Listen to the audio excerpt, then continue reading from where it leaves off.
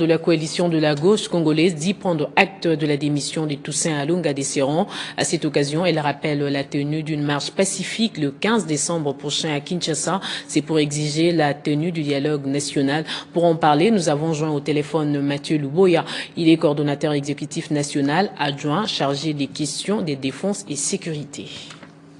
La conférence de présidents de la coalition de la gauche congolaise, réunie ce mardi 11 novembre 2025, dans le cadre de sa session mensuelle statutaire, a formellement pris acte de la démission de M. Toussaint Alunga Desserand.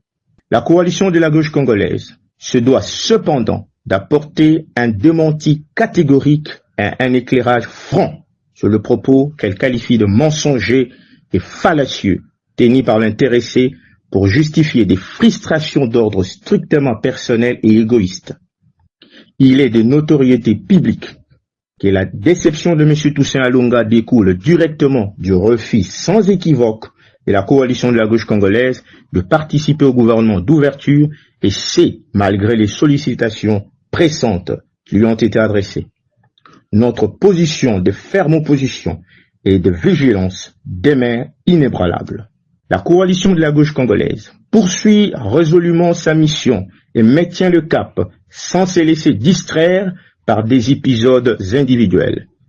Elle réitère avec force son appel au peuple congolais pour une mobilisation massive lors de la marche pacifique du 15 décembre à Kinshasa. Cette marche vise à exiger l'ouverture immédiate et sans condition d'un dialogue national pour mettre un terme définitif à la guerre qui déchire notre nation, ainsi que les souffrances et les tueries des populations de l'Est. L'impérieuse nécessité d'éviter les chaos de la balkanisation et de préserver l'intégrité territoriale de la République.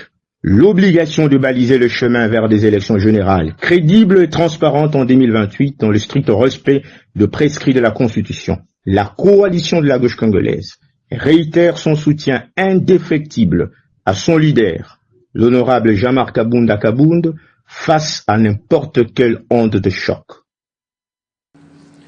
En France, l'Assemblée nationale a approuvé mercredi la suspension de la réforme des